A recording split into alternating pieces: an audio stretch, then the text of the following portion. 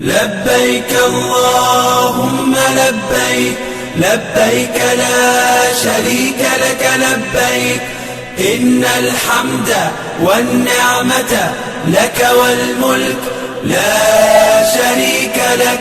لبيك اللهم لبيك لبيك لا شريك لك لبيك إن الحمد والنعمة لك والملك لا شريك لك. لبيك اللهم لبيك لبيك لا شريك لك لبيك لبيك إن الحمد والنعمة لك والملك la sharika lak.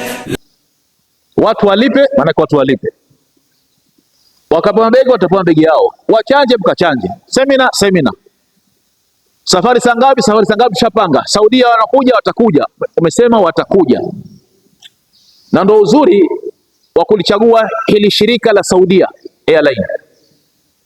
Kwamba tunakwenda moja kwa moja mpaka Madina, ya Allah. Mpaka Maka tunarudi zetu, mashaallah. Hakuna shida. Kwa hivyo hija ipo, lakini hija, ndugu zangu, katika hili kila mmoja ana nia yake katika moyo wake. Hili kuna haja ya kulisafisha. Siku zilizobakia kwa safari yetu ya hija ni siku 37 tu, siku 37 kuondoka hapa tarehe 12 Mei. Baadhi wataondoka saa 4:30 za usiku, mnafika Madina saa 8:30 usiku. Ni mwendo wa masaa 4 tu hapo. Kwa hiyo muda si rafiki. Sasa nia yangu, nia yako, tuanze kuirekebisha. Kuna baadhi ya watu wanaondoka kwa sababu tu ya watoto wao, kwamba mwanawe anakula unga, kwa hiyo anasafiri kwenda Maka kwa sababu ya nguvu ya mwanawe, ili nikamwombea uwanja wa Arafa mwanangu aache kula unga.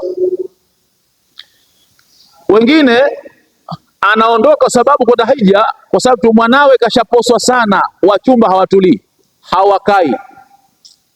Kwa hiyo anakwenda Maka kumwelekea Mwenyezi Mungu ili amkubalie mwanawe aolewe. Kwa hiyo anakwenda Maka kwa ajili ya ndoa ya mwanawe. Wengine wanania kugombea ubunge au wakilishi. Kwa hiyo hii miaka 5 chaipita, lakini huko mbele nafasi imeipata hapa. Kwa hiyo nakwenda Maka kwa ajili ya kwenda kugombea aidha ubunge kumlilia Mola wangu au uwakilishi. Wengine wanakwenda Maka kwa biashara, anaona inazonga, haikai vizuri, nuksi, balaa, kila akifanya biashara na filisika na huko na hivi, asema hapana. Kakada rafiki yake, kwa hapana, sikiliza bwana, wewe kule Mtume anasema khairu dua ad-dua yawm Arafa, bora dua ni dua ambayo inaombwa uwanja wa Arafa, na wewe kaombe pale, watu wanafanikiwa mambo yao. Akatoa pesa zake milioni 15. Huyo anakwenda Maka na pengine yupo hapa, kwamba anakwenda Maka kwa lengo la biashara yake ipate kunyanyuka, maisha yake yakae vizuri. Hizi nia zote hizi ni fasik, ni nzuri ukiziona kipi chake, lakini nia hizi usiziweke mbele. Nia hizi, nia yako iwe liwajhi llahi alkarim, iwe kwa ajili ya Allah subhanahu wa ta'ala. Sasa siku zinakaribia, tumejipangaje? Hii pesa unayokwenda nayo ni halali?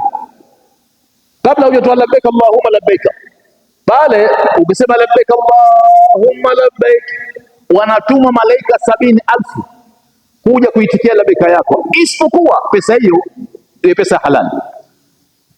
Lakini pesa kama itakuwa ni haramu, wanakuja kutuma malaika hao 70,000, wanasema la labbaika wala sa'daik, kwa maana wanaikanusha labbaika yako kwamba sio, ni feki, kwa sababu wewe pesa yako si pesa ya halali. Kwa hiyo mtu atakuwa chunge sana kabla hajapanda ndege.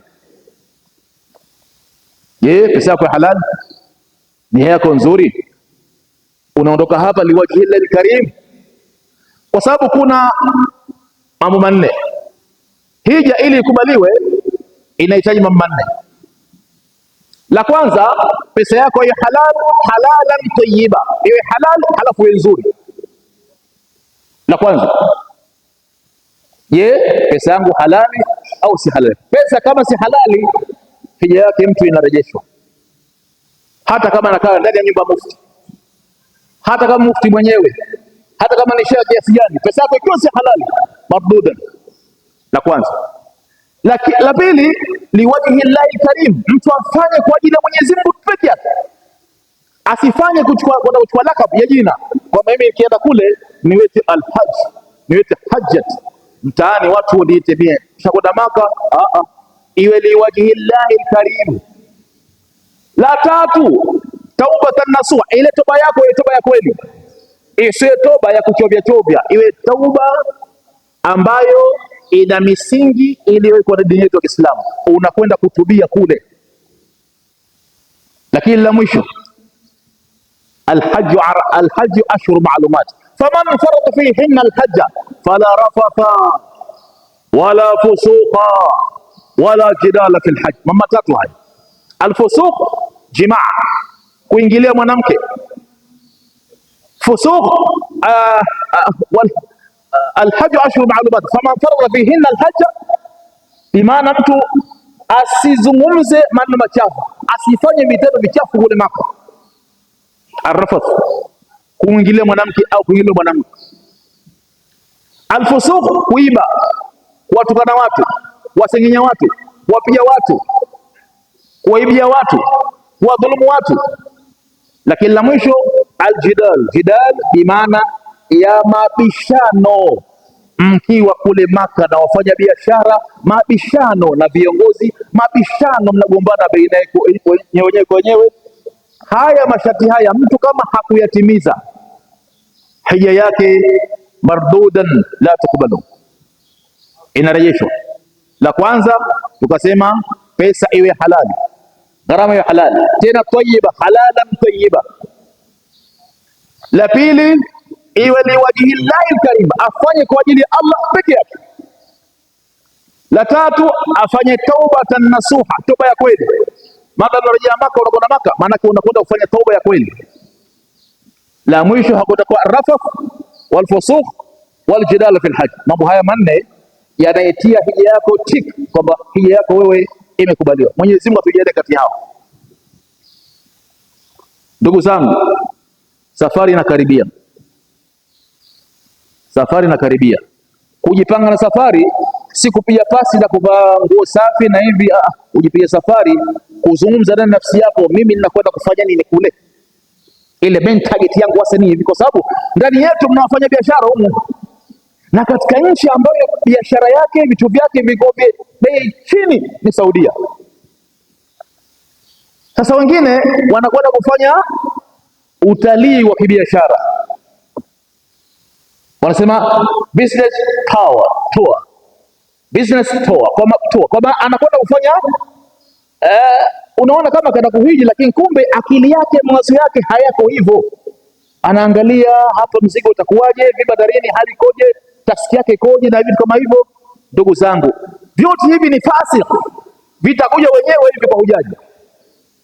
Lakini nakutoeni wasiwasi, yoyote ambaye hajalipa pesa zake za hija, usiwe na wasiwasi, lipa pesa zako za hija.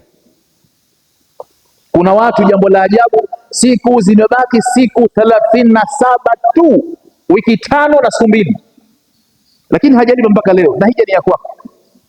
Usiwe na wasiwasi, kwa mimi bado nazungushia ili baadaye kabla hawajaondoka jamaa niwape chao. Unatusumbua, unawasumbua viongozi hawa, hawapati usingizi. Umeshusha hii gharama, tunaelewa kwamba Wazanzibari asilimia kubwa ni watu masikini, tunaelewa, na ndio maana tukashusha mpaka jamani, basi.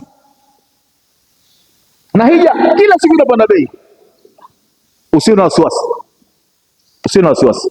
Alhujjaju wal ummar wafdullah, ambao wanakwenda kufanya hija na umra, wote wakifika Maka wanakuwa ni wageni Mwenyezi Mungu Subhanahu wa Ta'ala. Yu'tihi ma saalu, Mwenyezi Mungu atawapa kile ambacho wanakiomba. Lakini la pili, wayastajibu lahum ma da'au, Mwenyezi Mungu atajibu dua zao zote, wakiziomba Allah zote atazikubali. La tatu, wayuhalifu alaihi ma anfaqu, Mwenyezi Mungu atawarejeshea walichokitoa. Usiwe na wasiwasi, pesa yako inarejeshwa. Kila semina nilofanya, ukiwauliza wale mahujaji ambao wako na hija, je, hela yako imerudi? Anambia naam, hela yangu imerudi. Shekhe, sharudi.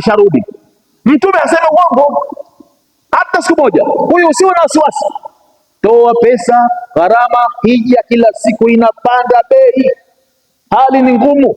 Tuliondoka hapa, ilikuwa yale kitu cha mwisho kabisa, maji ya Zamzam ilikuwa $3, na tushawaambia watu jamani, $4,800 tunaanzia, $5,000, wengine $5,500. Haya, tukafanya mahesabu yetu, ndege itakuwa kiasi kadhaa kwa bei ile mwaka jana.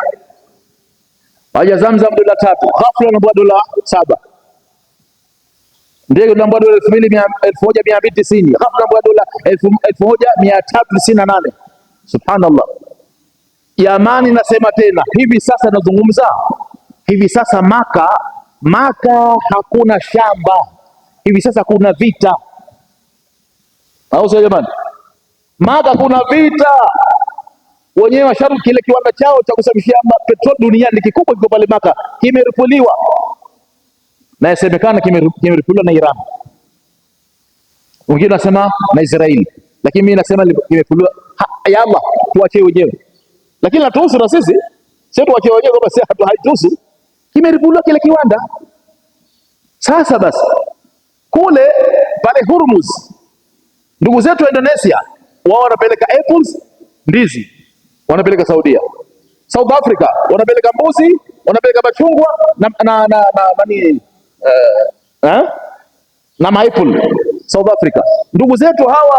Kwa hiyo yule Saudia ni mtu wa kulishwa, anapelekewa. Hivi sasa meli 1280 zimezuiwa Hormuz. Iran naambia ukipita nayo hapo Hormuz, basi mimi naripua. Wale Saudia hivi sasa chakula hakuna, shida kidogo.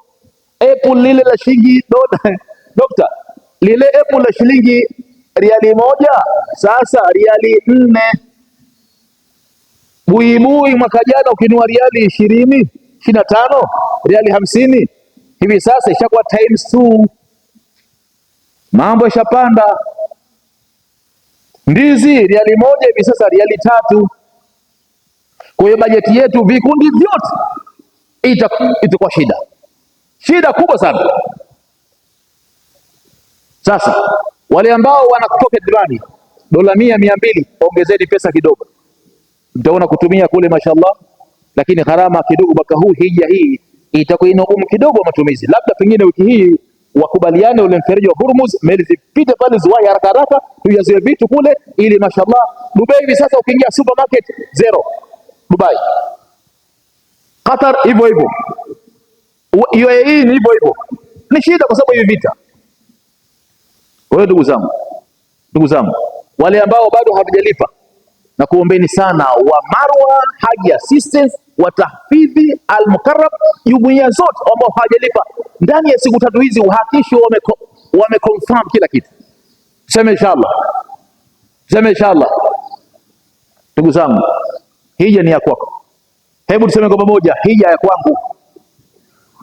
Bado tusemeni, hija ni ya kwangu. Kwa msingi huo, ndugu zangu, safari inakaribia.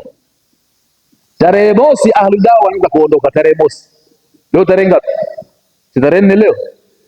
Kwa hiyo na siku kidogo sana, una siku kama 26 hivi kuingia tarehe mosi. Kwa hiyo ina maana bado kama siku 26, 27 watu wanaondoka. Maana yake watu tayari wanaanza kuondoka. Sasa isiyo watu wanaondoka, wewe bado una madeni nyuma, inakuwa haikai vizuri. Kwa hiyo lipe madeni, tafuta pocket money, chakula cha nyumbani, muda huu haraka, mwezi mmoja na siku 7 huu, uwahi, usiondoke kwenda hija na madeni. Hija na madeni inakuwa na vidonda, inakuwa na matatizo. Jisafishe basi, uza cha kuuza, lakini hakisha ile hija yako inakuwa clear 100%. Unaondoka huna wasiwasi. Tuliondoka hapa na Maalim Said Nyange, tumepata ndege moja mashallah mzima. Ndio maana unaambiwa ukiondoka hapa, aga majirani zako, jamaa zako, nani penye madeni, rishi madeni ya watu. Mtu umegombana, kaombe radhi, unajipanga, sababu wakati wowote tunaondoka duniani. Saidi Nyange kafia Maka, kaburi lake liko Maka.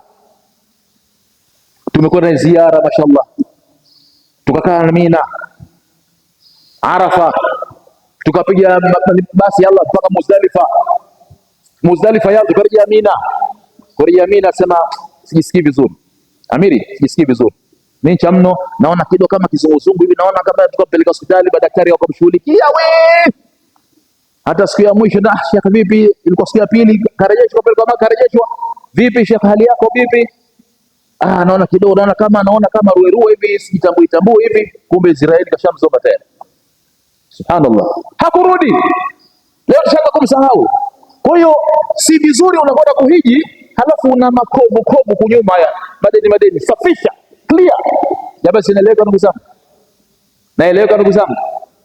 Kwa hiyo kwa msingi huo, ndugu zangu, tumesema leo zaidi itakuwa ni siku ya practical. Lakini tukasema kuna baadhi ya watu bado tukasema kwamba ni mara ya kwanza kuja. Hawa tutaweka sawa kidogo, kuna baadhi ya mambo. La kwanza tumesema ili hija yako ikae vizuri, kuna mambo yetu wasema masharti ya hija. Yale masharti ya hija ya hujaji, basi uyatambue masharti ya hija ya hujaji. Assalamu alaikum warahmatullahi ta'ala wabarakatuh. Kwanza sina budi kumshukuru Mwenyezi Mungu Jalla Jalaluhu kwa kuweza kutufikisha hapa siku ya leo. Nia na madhumuni, naona shekhe wangu amiri wetu kaingia moto, maana kapiga huku karudi katembea. Naamini ametufunua kidogo vichwa vyetu na kutuweka sawa, lakini mimi sichukue muda mrefu, muda wangu ni mdogo sana, kwa sababu madhumuni makubwa kama alivyosema Sheikh Ali ni yale ambapo anazungumza hapo na mashirika. Tunazungumza hapa na mashirika sipungua matano hapa. Tuna shirika la Haji Assistance, tulitarajia kuwa na shirika la Al-Mukarram, tuna shirika la Al-Marwa, tuna shirika la Tahfidh, na kuna wengine ambao la tano wamo katika mashirika hayo ambao wamejumuika nasi katika safari ya hija ya mwaka 2026. Kwa ufupi, Sheikh Ali ameyazungumza kwa kina, na safari mwadia kweli, kwa sababu Sheikh Ali alizungumza tu kwa Tanzania ni kwamba shirika la Ahlul Dawa ndio shirika la mwanzo katika kila mwaka kutangulia, linatarajiwa inshallah kuondoka Zanzibar kuelekea nchini Saudia kesho kutwa. Wao wataondoka tarehe 1 mwezi wa 5, lakini hija inapoingia tu mfungo pili, Sheikh Ali alikosea kugusia katika mataifa wenzetu, hija imeanza, kwa sababu mataifa makubwa nafikiri ya nchi kama vile Pakistan, Indonesia wanatarajiwa kuingia mnamo tarehe 26, 27 mwezi huu, tayari wao wanaingia kwa ajili ya hija. Kwa hiyo tukifikiria zaidi, tujue kwamba hija imekaribia na iko tayari kwa mahujaji mtakuwa mmekwisha kujitayarisha na mshajiandaa kwa ajili ya hija. Sasa alhamdulillah, tunamshukuru Mungu na nimefurahi zaidi kumsikia Sheikh Ali kusema shirika la tahfidhi Qur'an mmeweza kuendesha semina karibu hii ni ya 16. Na vile vile tunashukuru mashirika mengine kama ya Al-Marwa na group zake, wao nafikiri itakuwa ni semina ya 20 kama sina 42, wao walianza mwanzo zaidi. Kwa inaonekana tujitahidi sana mashirika kuwatengeneza mahujaji wetu, kwa sababu kama alivyozungumza mwanzo kwamba hija ni elimu, na bila kuwa na elimu basi hija inakuwa mtihani kwa kwenda kufanya ibada ya hija.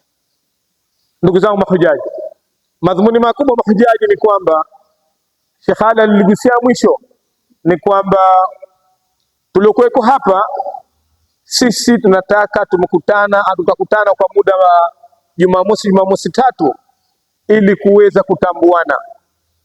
Ulivyokaa pembeni yako, ikawa wewe ni Almarwa, ikawa wewe ni Haji Assistance, ikawa wewe ni tahfidh, jamani, tutakuwa katika nyumba moja. Amegusia katika nyumba ya Maka na tutakuwa katika nyumba moja ya Madina. Tutakuwa katika ndege moja kutoka hapa kuelekea Madina na tutakuwa katika safari moja ya mabasi tutakapokuwa tunaelekea Madina kuja zetu Maka, na tukifika Maka tutakuwa tunafanya vitendo vya ibada au hizo ibada zizunguka Sheikh kwa pamoja, na viongozi mtakaotuona hapa ndio viongozi mtarajie kwamba hachaguliwi kwamba mie wangu wa tahfidhi kiongozi shekhe wangu Sheikh Ali. Kitakachotubagua kule ni kanga, au tukubagua kule kwa wanaume ndio hakuna ubaguzi, kwa sababu wewe ihram hata Sheikh Ali kimganda mgongoni hawezi kukwambia wewe Marwa wewe wanawake itakwenda kidogo zile kanga, na nafikiri kwa utaratibu mwakani ndio katumia kanga hii, kwa sababu naona si kwa mashirika yetu tu, tunatakiwa kwa jumuiya zote za Zanzibar tuweze kutumia kanga moja, kwa sababu nataka nigusie, kasema tutumie kanga moja. Safari hii ni mara ya mwanzo kwa Serikali ya Mapinduzi ya Zanzibar kupitia wakfu na mali amana kwamba hija inapelekwa kiserikali ya Jamhuri ya Muungano wa Tanzania.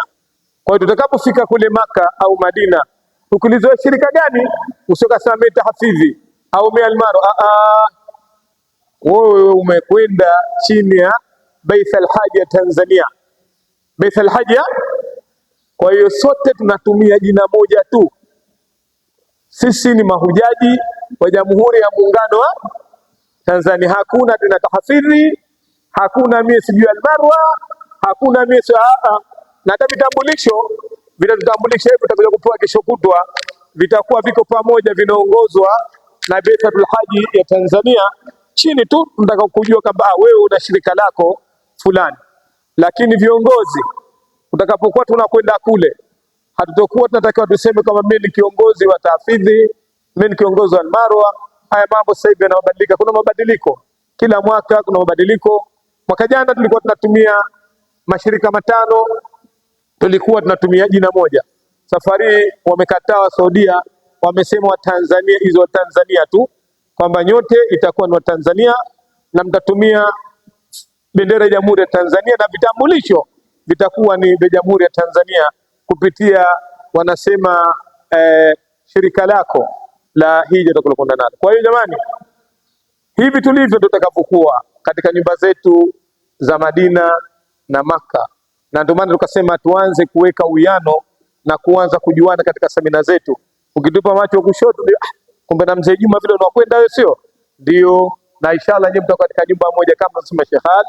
Alhamdulillah, walokwenda mwaka jana nyumba ndo zile zile watakazokwenda mwaka huu, watakazokaa Maka na watakazokaa Madina. Alhamdulillah, ni mashirika ambayo mmeyachagua kwenda nayo yenye bei nafuu, lakini alhamdulillah hasa mashirika ambayo yatakayotoa mateso katika makazi kwa upande wa Maka wala upande wa Madina. Kutembea kwa wale watu wazima ndogo mdogo, basi ni dakika zao 7 dakika 8 tayari wamo ndani ya msikiti wa Madina. Msikiti wa Maka ndo kabisa, ikiwa hija imekolea sasa, watu wamekuwa wengi wakati wa mwezi 6-7. Wewe ukiteremka kwenye ghorofa yako ya 8 au ya 7, ukiteremka chini tayari safu zimeanza msikiti wa Maka ndani huko, zinapita pale za teremka chini huko. Kwa hiyo just ni kukumua, kama utapata nafasi, mara kuchelewa ndio kuteremke chini au jibane bane. Kwa hiyo ukiteremka wewe uende na nyumba yako, kama hali yako haikuruhusu na msikitini tuswali pale, utaunga jamaa, utapanda juu kuweka mambo mengine. Sheikh Ali kagusia mengi, lakini katika magusio aliyogusia Sheikh Ali katika matayarisho ya hija, mimi nakwenda sana kiutawala, sendi sana katika mambo ya ibada kuja masheikh, lakini kiutawala tuseme tuko pale pazuri, na mpaka sasa hivi matarajio ni yale kwamba bado tunategemea au mpaka sasa hivi tunaendelea kumalizana na shirika la ndege la Saudi Arabia Airline ambalo ndio shirika linategemea kuja kutuchukua na litakuja kutuchukua kama tunasema Sheikh Ali hapa tarehe aliyotaja, na tatarajia kurudi na shirika la Saudi Airline. Kuna baadhi ya mashirika wenzetu mashirika ya Tanzania ambayo yako upande wa Zanzibar, wao bado hawakupata nafasi katika ndege hii, walichukua ndege nyingine kama mfano Imarat, Qatar na Fly Dubai. Wao kidogo wanatafuta njia sasa za kuweza kubadilisha zile ndege zao ili na wao waweze kuondoka katika njia nyepesi kama tunaondoka nao sisi. Kwa mantiki hiyo, ndugu zangu mahujaji, mimi niwaombe tena ambao Sheikh Ali ameshaomba ni kwamba hija sasa imekaribia na muda haupo tena. Tumebakisha nafikiri majuma 5 kwa majuma 6, lakini muda hauturuhusu tena. Sasa hivi tuombe dua Mungu atupe uzima wa afya, na wale wote ambao walikuwa bado hawajakamilisha mzunguko wao wa malipo katika mashirika yetu, tunaombeni halal tukamilishieni ili na sisi tuweze kukamilisha mambo, kwa sababu wakati haupo tena. Ndugu zangu mahujaji, nisiwachoshe. Sheikh Mbaruk yeye madhumuni ya kuweko hapa leo anataka atuinue na tuongoze katika vitendo vya mambo ya hija kwa vitendo. Kwa hiyo nyuma yangu hapa kuna Al-Kaaba, mfano Al-Kaaba fiki, kuna makamu Ibrahim, kuna area Safa al-Marwa kule imewekwa. Kwa hiyo tunataka tujue vipi tunaweza kufanya hizo shughuli zetu, na muda wetu unakuwa si rafiki. Tumechelewa kidogo kwa sababu kabla swala dhuhuri kuadhiniwa atakuwa si hapa tumeshatoka, lakini chukua fursa hii kwa upande wa kina mama, mlango ule kwa wazi huo juu hapo kidogo, kama mtaka kwenda kupiga hodi kidogo kwa mambo mengine, basi shughuli ziko hapo. Na kwa upande wa kina baba, mlango wetu hapa, wakitoka hapa moja kwa moja watapata shughuli nyingine za vyo vyetu hapa. Kwa hiyo akina mama hapa ndani juu watakao kwenda kutia udhu na mengine, na kina baba atakao kwa upande huu hapa. Kwa mimi kwanza napenda kuchukua fursa hii kuwashukuruni, na msichoke kuja, kwa sababu ujaji wenu kwa wingi ndio mafanikio wiki zetu 4 zilizobakia mbele kuweza kukamilisha darasa zetu, na matarajio hapa tutakuwa tuko katika Jumamosi 3 tukikamilisha hizo Jumamosi zilizobakia 2 matayarisho safari, na tutakuwa tuko pamoja. Mimi ngaliomba kama sema Sheikh Ali tutazamane, tujuane, na ndipo tutakapokuwa tupo pamoja kuanzia katika kuondoka katika ndege hapa Madina, tutakuwa tuko pamoja nyumba moja, mabasini kwenda Mina, mabasini kwenda Maka, mabasini kwenda Arafa, tutakuwa Muzdalifa pamoja na viongozi wenu. Leo hatukukamilia, sisi kuwajulisha wote, lakini inshallah kama tulivyosema Sheikh Ali, Jumamosi ijayo natumaini kwamba tutakuwa tuko sote na tutajulishana viongozi wa kike na wa kiume kwa ujumla sote. Kwa hiyo ninachokiomba lile point namba 4 aliyosema Sheikh Ali, ushirikiano kati ya mahujaji kwa mahujaji na viongozi kwa viongozi na serikali kuu. Kwa hii ni muhimu, na ndio maana tunasema huu ni mwaka wetu wa 2 mfululizo tunakutana. Mwaka jana tulikuwa ndio hivi, na inshallah tutaendelea kwa hivi katika mambo yetu ya kusaidiana katika semina za mwanzo. Wewe kama ni tahfidhi kwa tahfidhi, wewe kama ni almara kwa almara, na haja assistance kwa ni pamoja. Lakini kifika wakati tunakushanyana hapa, na siji kama mahujaji wa Al-Mukarram wapo Al-Mukarram maleo alikuwa na semina yao, aliambia kwamba atakuwa amemiss mpaka wiki ijayo tutakuwa tuna mahujaji na mahaji wa Al-Mukarram. Kwa mimi chukua fursa nisema shukran na nawatakie mafunzo mema ya ibada yetu hii. Kwa hiyo nasema tuchukue haya, kwa sababu tunapeana taaluma mashekhe mbalimbali, tuwe nayo, tusisinzie sana, na tulipokuwa hatujafahamu, huu ndo wakati wa kufahamishana kwa hali na mali ili tuweze kufahamu vizuri zaidi. Wassalamu alaikum warahmatullahi taala wabarakatuh. Assalamu alaikum.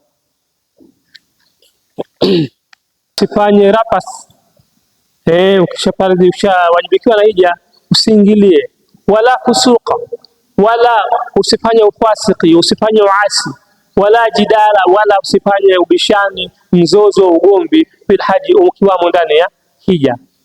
Haya mambo wakati wote yanakatazwa, lakini wakati ndani ya ibada ya hija ni katazo zaidi, kwa sababu ni katika ibada muhimu sana na ni ibada ambayo ina fadhila nyingi zaidi ukilinganisha na ibada nyingine.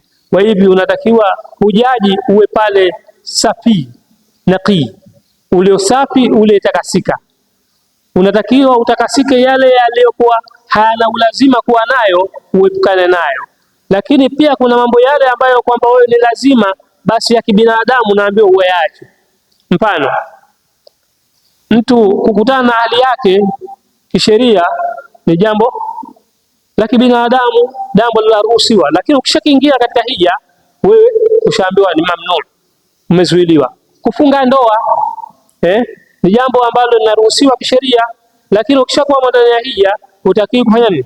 Kufunga ndoa. Kwa hivyo ukishakuwa muhrim kuna vitu vilikuwa ni haramu. Kwa hivyo vile vilikuwa haramu asili na kuna vile kwa haramu baada, kwa sababu tu ya ibada ya hija. Kwa kuwa hija tayari tushaingia ndani ya hija, sio tutaingia kwenye hija, kwa sababu aliposema Mwenyezi Mungu alhaju ashhuru maalumati, hii miezi maalumu hii ni mipi? Mfunguo mosi. Ukianza mfunguo mosi, ina maana hujaji anaruhusiwa kuirimia ibada ya hija. Nje ya mfunguo mosi Ramadhani, ibada yako ya hija itakuwa ni umra. Mfunguo wa pili unaweza kuirimia hija. Tumshaambiwa kuna wengine karibuni tu wanaingia kama wahujaji. Siku 10 za mwanzo wa mwezi wa mfunguo 3. Ukimaliza hapo miezi ya hija umeimaliza. Kwa hivyo ndani ya miezi maalumu kushaingia hapo. Kwa kuwa sisi sote tunatarajia inshallah kwa uwezo wa Mwenyezi Mungu tutakuwemo ndani ya ibada ya hija. Na ibada ya hija kama ilivyokuwa ni miezi maalumu, pia ni mahala maalumu, ni mji maalumu na viwanja maalumu na vitendo maalumu, kwa namna maalumu, kwa nia maalumu. Kwa hivi ikiwa neno maalum kisema maalum ni kitu kinachojulikana, hichi ni kutoka na ilmu maalum. Alhaju ashhuru maalumat, hija ni miezi maalum. Yani ukisema Kiswahili maalum, kitu kinachojulikana, kilicho kina taaluma. Kwa hivi tujue miezi ya hija, tujue ibada ya hija, ni nchi gani inafanyikana ibada ya hija, namna gani inafanyikana, namna ipi inafanyikana ibada ya hija. Kwa hivi hili ndio lengo kuu la kukutana hapa kwenye semina hizi na semina nyingine, ili tutakapoingia ndani ya ile hija tujue hivi vitendo maalumu ni hivi, mahala maalumu ni hapa, na maalumu ni hii. Kwa kuwa muda si rafiki sana, kwa sababu muda hausimami, muda unakwenda mbele. Sipendi niuendeshe muda mbele bila mafanikio. Tukitazama nyuma yangu kuna alama ya tambara kama mfano wa Al-Kaaba. Hili tumetayarisha kwa ajili ya kufundishia, ili tukapofika kwenye kitendo maalumu tujue kwamba kama hapa tunatakiwa tufanye nini. Lakini kuna vitu vingine pembeni, kuna kitu kama kile boksi au sanduku pale la chuma, tumeika kama ile sehemu maalumu kama aliyosema Mwenyezi Mungu, fi ayatin bayinat maqama Ibrahim.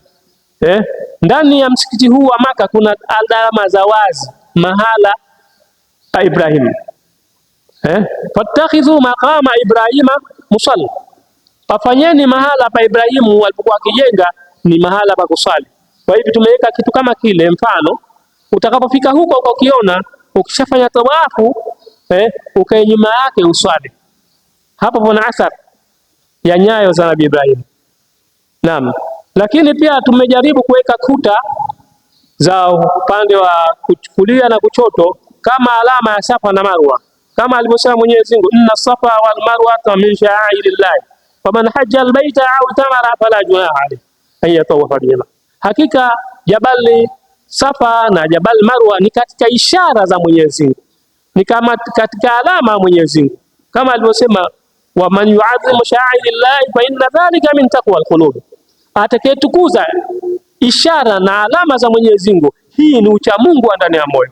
Kwa hivyo si vibaya mtapokwenda Maka, na ni sehemu ya ibada, kwenda kuzunguka baina ya Jabal Safa na Marwa mara 7. Tunaambiwa ni katika wajibu wa hija au wajibu wa umra, mmoja katika mambo ya ibada, kama alivyosema Mtume sallallahu alaihi wasallam, buni al-islamu ala 5, umejengewa Uislamu juu ya nguzo 5. Nguzo ya 5 ni hii hija. Wa hajjul baiti man istata'a ilayhi sabila, na kukusudia nyumba ya Mwenyezi Mungu kwa yule anayeweza. Kwa hivyo ile ibada hija yote ina nguzo zake, ina sharti zake, una taratibu wake, ina makatazo yake. Kwa hivyo hujaji mu'tamir lazima ujue, ili ibada yako iwe sahihi lazima ujifunze haya. Mwenyezi Mungu anasema allama al-insana ma lam ya'lam, amemfundisha mwanadamu yale ambayo kwamba hayajui. Kwa hivyo sisi tumo ndani ya mafunzo. Kwa kuwa tumo ndani ya mafunzo, naomba tufanye mafunzo yetu kwa vitendo, kwa sababu tutakapokwenda kwenye ibada ya hija au umra tutafanya kwa vitendo na sio mafunzo, ni utekelezaji. Ikiwa hatukujifunza vizuri, bila shaka katika utekelezaji pia utakuwa sio mzuri. Ikiwa sio nzuri, kuna hatari ya ibada yetu ikawa habaan mansura, ni vumbi linalopeperushwa. Mwenyezi Mungu anasema waqadimna ila ma amilu min amal, tunayafuatilia. Mwenyezi Mungu akwambia tunayafuatilia yale ambao wanayafanya. Kuna mara nyingine waja'alna habaan mansura, tunafanya mengine ni mavumbi yanayopeperushwa. Kwa hiyo inna rabbaka labil mirsad, hakika Mola wako anafuatilia mambo ya waja. Mwenyezi Mungu anatufuatilia katika utengenezaji wetu, anatufuatilia katika ibada yetu. Kama inapotakiwa ibada iwe ni kwa ajili ya Mwenyezi Mungu, ibada iwe ni kwa ajili ya Mwenyezi Mungu. Wama umiru illa liya'budu Allaha mukhlisina lahu ddin, hunafaa hawana walichoamrishwa chochote isipokuwa kumtakasia Mwenyezi Mungu ibada. Kwa hivi ifanya ibada yako yote iiweke kwa ajili ya Mwenyezi Mungu kwa kukamilisha sharti na utaratibu. Inna salati wa nusuki wa mahayaya wa mamati lillahi rabbil alamin, hakika sala zangu na ibada zangu nyingine, uhai wangu na uku wangu ni kwa ajili ya Mwenyezi Mungu, Mola wa viumbe wote.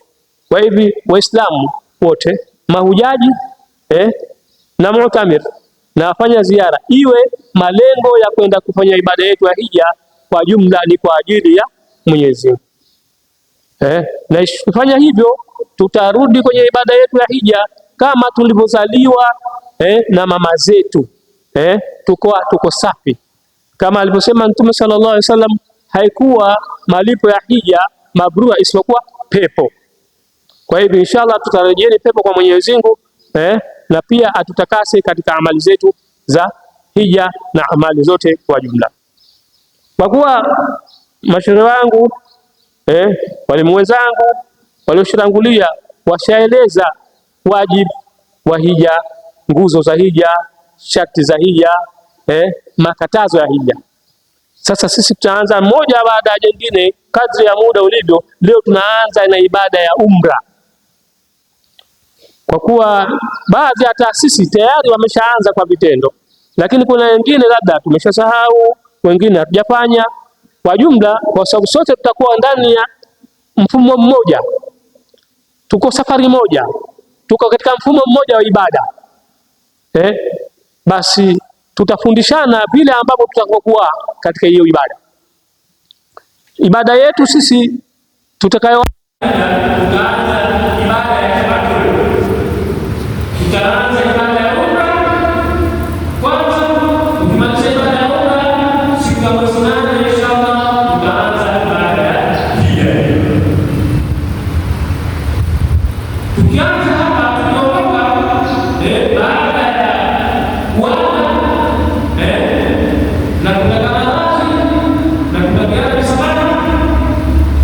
Tunapoondoka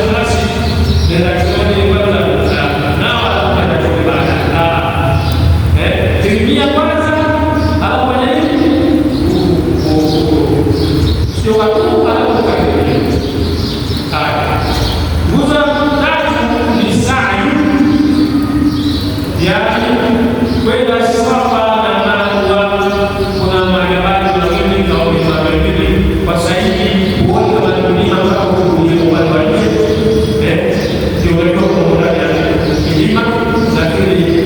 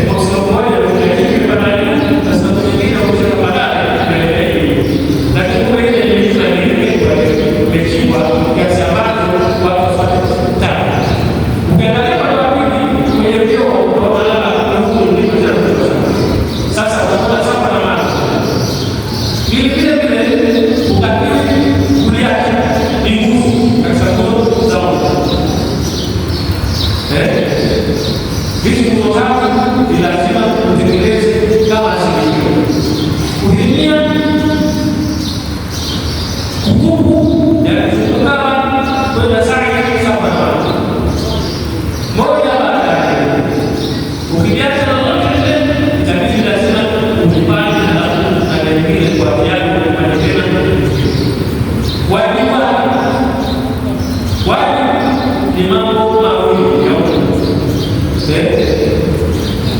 kwanza kuingia katika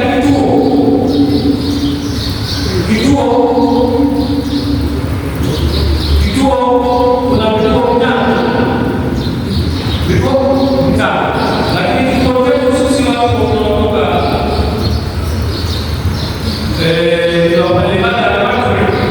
kituo chetu kitakuwa kulipa kutoka Madina tunaenda kulipa tunaingia, halafu tunajaza maka.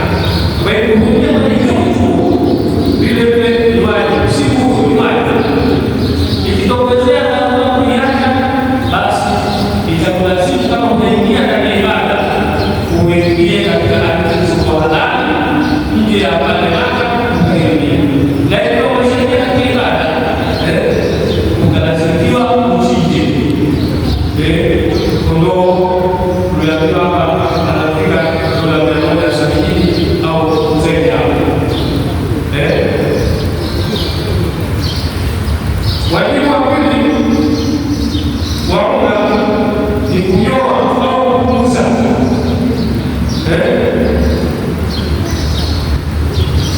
Kunyoa mtoto, hii ni sunna au wajibu kwa wanaume.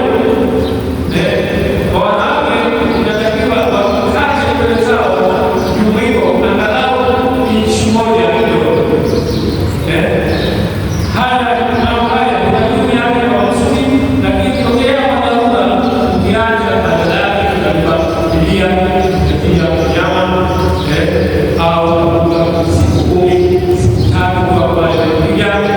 siku 7 unaporejea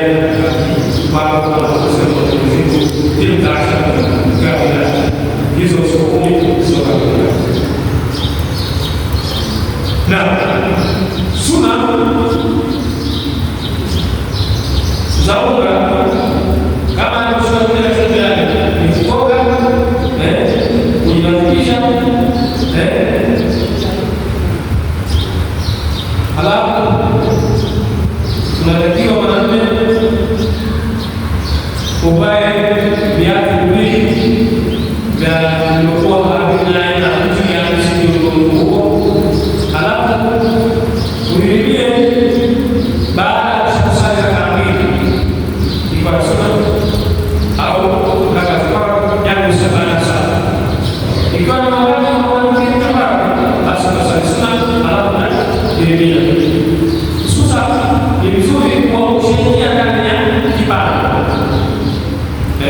Kushikia ndani ya kipando kwa magari, basi kila basi atakuwa na viongozi, ataongoza na kujali na kuonekana na kukimbia na kwa mwepesi.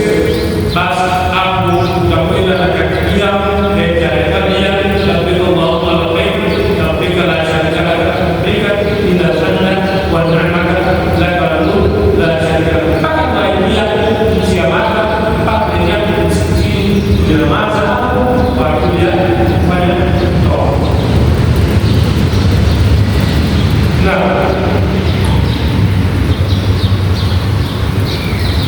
Naomba ninyanyuke hapa kwa kuwa tunasema ibada yetu ni ya kitendo, basi tutakwenda na vitendo. لبيك لبيك لا شريك لك لبيك إن الحمد والنعمة لك والملك لا شريك لك. لبيك اللهم لبيك لبيك لا شريك لك لبيك إن الحمد والنعمة لك والملك لا شريك لك.